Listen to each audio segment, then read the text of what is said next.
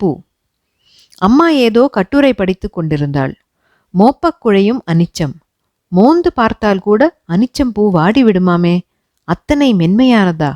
இவள் கூட அப்படித்தான். சுடுசொல் தாங்க முடியாதவள், தன் கடமை மறக்காதவள். ஆனால் காலப்போக்கில் எல்லாமே மாறிவிட்டன. இவளுக்கு தன் பெயரே மறந்துவிட்டது. துன்பம் தாங்கி தாங்கி சொரணை கெட்டுவிட்டது. அம்மா என்றால் அன்பு தெரிந்ததுதான். ஆனால் தெரியாதவர்கள் எல்லோரும் மறந்து போனார்கள். அம்மா காலேஜ் அம்மா காலேஜுக்கு லேட்டாச்சு, ரூமுக்கு டிஃபன் கொண்டுறேன். அம்மா குளிக்க போகும்போது ட்ரெஸ் எடுத்துட்டு போக மறந்துட்டேன், கொஞ்சம் கொண்டு தரியா?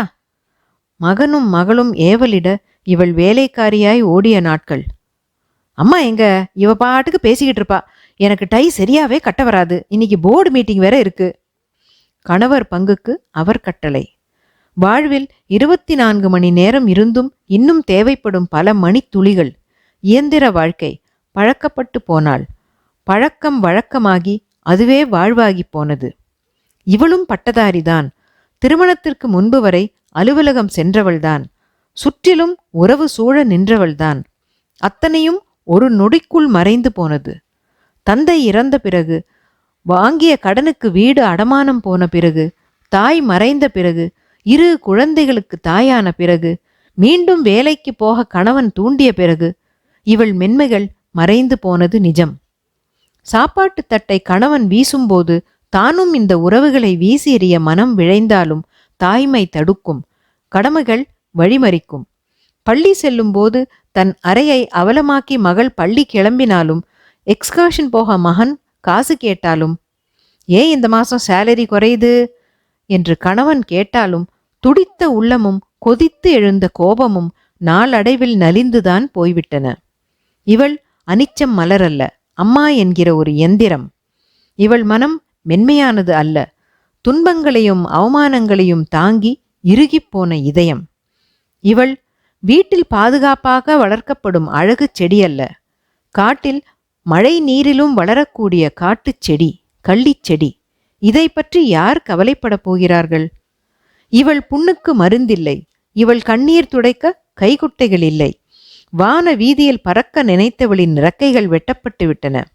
துடிதுடித்து தரையில் வீழ்ந்தவள் தானே எழுந்து, தானே நடந்து, தானே உயிர்த்தெழுந்தவள். இவள் தப்புதான். முதல் கோணல் முற்றும் கோணல் என்பார்கள். குனிய குனிய குட்டினால் நிமிரத் தெரியாதவளாகவே இருந்துவிட்டாள். ஆரம்பத்திலேயே சொல்லி வளர்த்திருந்தால் குழந்தைகள் விவரம் புரிந்து கொண்டிருப்பார்கள். அலுவலகத்தில் ஏதோ மனைவி மீதிருந்த கோபத்தை மேனேஜர் இவள் மீது காட்டி கோப்புகளை வீசி எறிந்த போதும் பொறுக்கிக் கொண்டு வந்தவள் இவள். என்னால் வேலைக்கு போக முடியாது, குழந்தைகளை பார்த்து கொள்ள வேண்டும் என்று தன் கணவனிடம் கூறியிருக்கலாம். முகம் காட்டிய இவளிடம் மகன் எரிந்து விழுந்த போதே முதுகில் ஒரு போடு போட்டு, முதல்ல அம்மா கிட்ட மரியாதையா நடந்துக்க கத்துக்கோ என்று அவன் பள்ளியில் படித்து மறந்து போன பாடத்தை நினைவுபடுத்தி இருக்கலாம். ஸ்கூலுக்கு லேட்டாச்சு மம்மி, டிஃபன் ஊட்டிவிடேன் என்று கொஞ்சம் மகளிடம் நீயே சாப்பிட பழகிக்கொள் என்று கண்டிப்பு காட்டியிருக்கலாம். தாய் என்றால் ஜடம் அல்ல, தாய் என்றால் எந்திரம் அல்ல என்கிற உண்மைகளை புரிய வைக்க முடியாத புராண பத்தினியாய் இருந்தது இவள் தவறோ? புராணங்களில் கூட பெண் கடவுளர்கள் சீற்றம் காட்டிய வரலாறுகள் உண்டு. கோபத்தில் மகாவிஷ்ணுவை பிரிந்த லக்ஷ்மி, சிவனை விட்டு பிரிந்த பார்வதி, பெண்ணின் ஆளுமையை சொல்லும் தேவி மகாத்மியம், சூரனை வதம் செய்ய சக்திவேல் கொடுத்த எம்பிராட்டி, எத்தனை எத்தனை புராணக் கதைகள். திடீரென்று குரல் கேட்டு தன் சிந்தனைகளை களைந்தாள் இவள். இவளுக்கு இப்பொழுது வயது 65. பணியிலிருந்து ஓய்வு பெற்றுவிட்டாள். ஆனால் இவள் கணவனின் உடல்நலக் குறைவு காரணமாக படுக்கையில் விழுந்துவிட்ட அவரை கவனித்துக் கொள்வதற்காக இவள் பணி இன்னமும் தொடருகிறது. கவனித்துக் கொள்வதற்காக இவள் பணி இன்னமும் தொடருகிறது. இவள் பணிக்கு விடுப்பில்லை, பொறுப்புக்கு துறப்பு இல்லை, எக்ஸ்பைரி தேதி இல்லை. அம்மா கூப்பிட்டது சதீஷ், இவள் மகன்தான். இவள் திரும்பினாள். என்னப்பா? அப்பாவோட ப்ராவிடென்ட் பணத்துல இருந்து இவள் திரும்பினாள். என்னப்பா? அப்பாவோட ப்ராவிடென்ட் பணத்துல இருந்து எனக்கு ஒரு 1,00,000 ரூபாய் வேணும். நீ தான் கையெழுத்து போடணும். ஜாயிண்ட் அக்கவுண்ட், அப்பாவால் கையெழுத்து போட முடியாது. இவள் திகைத்தாள். உனக்கு தெரியாதா சதீஷ், அப்பாவுக்கு உடம்பு சரியில்லாம தானே வேலையை ரிசைன் பண்ணார். அதனால பணமும் குறைஞ்சது. அதுவும் அவரோட வைத்திய செலவுக்கே சரியாயிடுச்சு. ஏன், உனக்கு பென்ஷன் வருது இல்ல? அதுல தானேப்பா வீட்டு செலவெல்லாம் நடக்குது. உன் தங்கைக்கு கல்யாணம் பண்ணி வைக்க கூட முடியாத நிலைமை. என்ன பெரிய வீட்டு செலவு? இவள் பேசாமல் இருந்தாள். வீட்டில் வேலைக்காரி வைத்தால் செலவு ஆகும் என்று தானே எல்லா வேலைகளையும் பார்த்து கொண்டவள் இவள். கணவனுக்கு அட்டெண்டர் போட்டால் அதற்கும் செலவு என்று தானே அசிங்கங்களை சுத்தம் செய்தாள். எத்தனையோ அசிங்கங்களை எதிர்கொண்டவள் இவள். இவள் தியாகங்கள் விலாசமற்று போனதற்கு இவளும் ஒரு காரணம். மௌன மொழி துறந்து உரிமை மொழி பேசியிருக்கலாம். வங்கிப்பணம் குறையக்கூடாது என்று தன் நகைகளை விற்று மகனை பட்டதாரி ஆக்கியவள் இவள். கணவன் பட்ட கடனுக்கு மனைவியையும் மகனையும் விலைக்கு விற்ற கதை அரிச்சந்திரன் காலத்திலிருந்தே தொடரும் தொடர்கதைதான். ஆனால் இவள் மகன் விலை பேசக்கூட லாயக்கற்றவன். ஆரம்பத்திலிருந்தே குடும்ப கஷ்டம் சொல்லி வளர்த்திருந்தால் அவர்கள் புரிந்து கொண்டிருப்பார்கள். காலம் கடந்த சிந்தனை. கடைசியில் இவளுக்கு தியாகி பட்டமும் இல்லை, தாமிர பத்திரமும் இல்லை.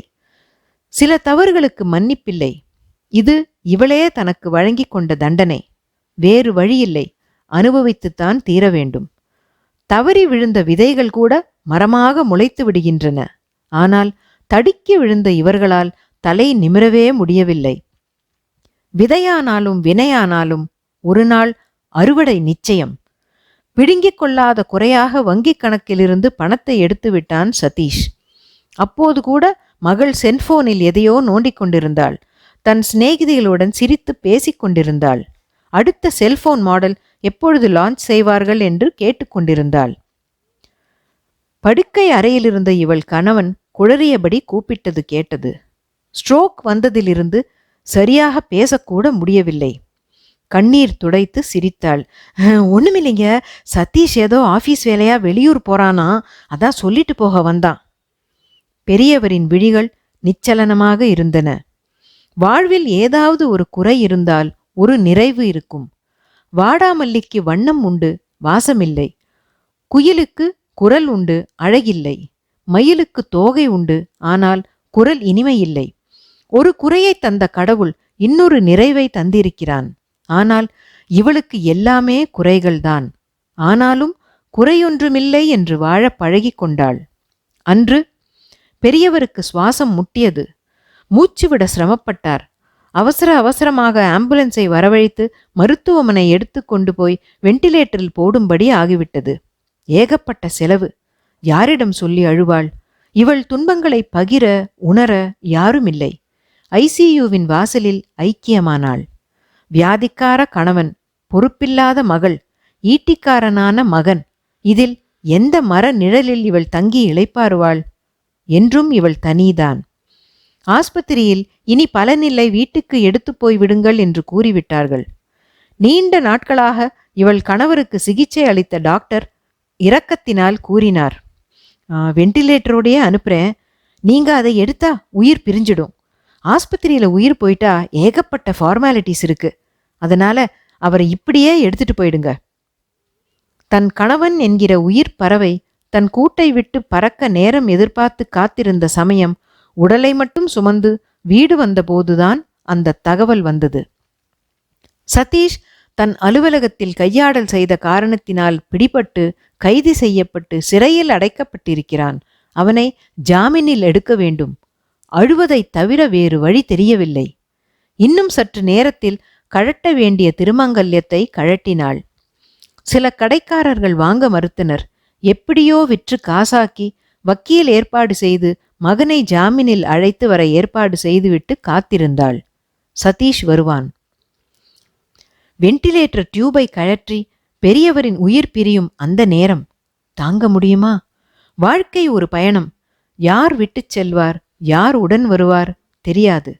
சதீஷ் காரிலிருந்து இறங்கி நடந்து வரும் ஓசை. இவள் சட்டென்று வெண்டிலேட்டர் டியூபை கழற்ற பெரியவரின் சுவாசம் அடங்கி போகிறது. ஒரு பொருளின் மதிப்பு அதை நாம் இழக்கும் வரை தெரியாது என்பார்கள். இனி இவர்கள் இவள் மதிப்பை அறிவார்கள். மரம் வெட்டுகிறவனுக்கு நிழலும் மண் தோண்டுகிறவனுக்கு இடமும் கொடுக்கும். தாய்மையும் அப்படித்தான். கொடுப்பது மட்டுமல்ல தர்மம், துறப்பதும் தர்மம்தான். என்றோ வரப்போகும் மரணத்தை இன்றே ஏற்று உயிர் துறந்தாள். சதீஷ் நுழைகிறான். அவன் செய்யப்போகும் இறுதிச் சடங்கு ஒருவருக்கல்ல, இருவர் காத்திருக்கின்றனர். பாக்யசாலி. ஒரே சமயத்தில் 2 உடல்கள் தகனம். செலவு மிச்சம். தாய்மையின் கடைசி காணிக்கை. ஒரு அனிச்ச மலர் சிதைக்கப்பட்டு சின்னா பின்னப்பட்டு கணவரின் கழுத்தை சுற்றி மாலையாக வீற்றிருக்கிறது. அம்மா! சதீஷின் குரல் உரத்து ஒலிக்கிறது.